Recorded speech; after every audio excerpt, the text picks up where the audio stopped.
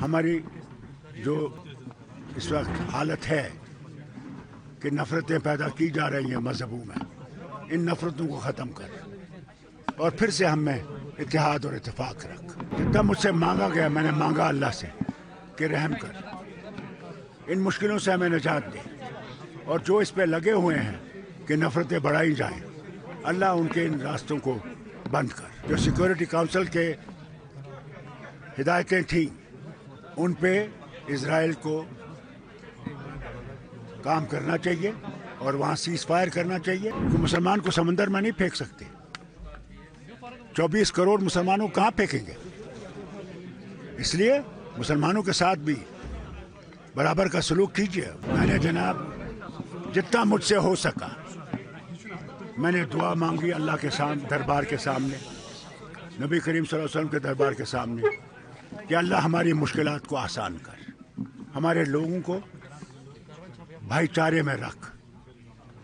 हमारी जो इस वक्त हालत है कि नफ़रतें पैदा की जा रही हैं मजहबों में, इन नफ़रतों को ख़त्म कर और फिर से हम में इत्तेहाद और इत्तेफाक रख। यही सबसे बड़ी चीज़ है। डॉक्टर साहब, क्योंकि जिस सफ़र से आप आए हैं वहाँ लोग कंधे से कंधे मिलाकर बिना किसी जात पात के रहते हैं, लेकिन बदकिस्मती से हमारे मुल्क में जो नफरतें फैलाई जा रही है, वो सर्वे के ऑर्डर्स निकाले जा रहे हैं जो हमारे सदियों पुराने, हज़ारों पुराने, अगर राजतरनी भी देखेंगे 5 से 7,000 साल पुरानी हिस्ट्री है यहाँ की। अब रिलीजियस प्लेसों की सर्वे के बारे में बात की जाए, यही तो मुसीबत है। जितना मुझसे मांगा गया मैंने मांगा अल्लाह से कि रहम कर, इन मुश्किलों से हमें निजात दे, और जो इस पे लगे हुए हैं कि नफ़रतें बढ़ाई जाएं, अल्लाह उनके इन रास्तों को बंद कर। फारूक साहब, उमर साहब की गैर मौजूदगी में यहाँ पे 2 सरकारी मुलाजमीन को बरतरफ किया है एलजी इंतजामिया। जनाब हर एक चीज़ पे हुकूमत नज़र रखेगी, देखेगी किस वजह से ये हुआ है, क्यों हुआ है, वो हुकूमत देखेगी। डॉक्टर साहब, जो सीज फायर हुआ है लेबनान और इजराइल में, इस तरह की उम्मीद रखेंगे एक इम्पैक्ट पड़ेगा? देखिए ये एक अच्छा कदम है कि इजराइल और लेबनान में सीज फायर हुआ, मगर बहुत ज़रूरत है कि जो गाज़ा में आज भी हमले हो रहे हैं, जिसमें अमेरिका और इजराइल मिल के कर रहा है, शाम पे, ईरान पे, ये ख़तरनाक चीज़ है, और इसके लिए भी इनको सीज फायर फ़ौरन करना चाहिए। आपने डिबेट सुनी होगी सिक्योरिटी काउंसिल में जो हुई, और अगर उस सिक्योरिटी काउंसिल का कोई मकसद है, जो सिक्योरिटी काउंसिल के हिदायतें थीं उन पे इजराइल को काम करना चाहिए और वहाँ सीज फायर करना चाहिए, और जो ह्यूमनिटेरियन एड है उसको आने देना चाहिए उन इलाकों में। संभल जैसा वाक़ा जब यहाँ हिंदुस्तान में होता है और साथ में एक मुक़द्दस दरगाह जो है अजमेर शरीफ, उस पर भी सवालिया निशान खड़े हो जाते हैं, तो एक मुसलमान अनसेफ फील कर रहा है इस टाइम अपने ही मुल्क में। ज़रूर, इसमें कोई दो राय नहीं है, अनसेफ कर रहा है, मगर इसको मैं हुकूमत हिंदुस्तान से कहूँगा इसको बंद करो, क्योंकि मुसलमान को समंदर में नहीं फेंक सकते। 24 करोड़ मुसलमानों कहाँ फेंकेंगे?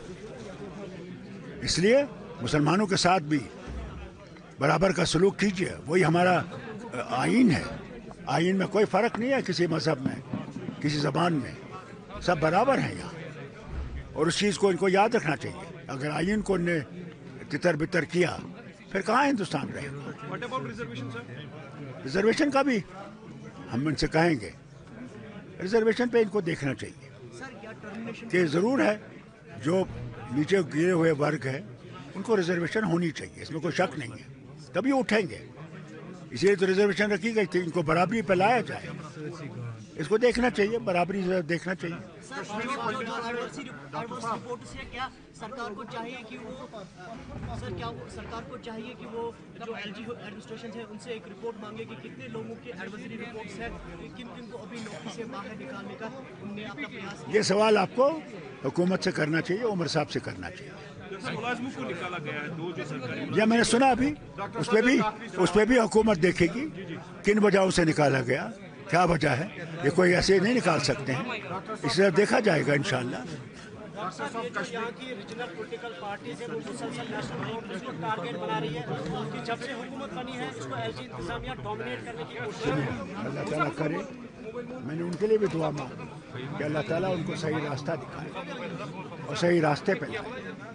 हम लोगों के मसले बराबर हैं, उसमें इनको भी मदद करनी चाहिए। तनकीद से कोई चीज़ फैसला नहीं होता है। तनकीद सिर्फ तनकीद करने के लिए कि अपने आप को बनाने के लिए, वो सही नहीं है, वो रास्ता गलत है। any process for Kashmiri Pandits?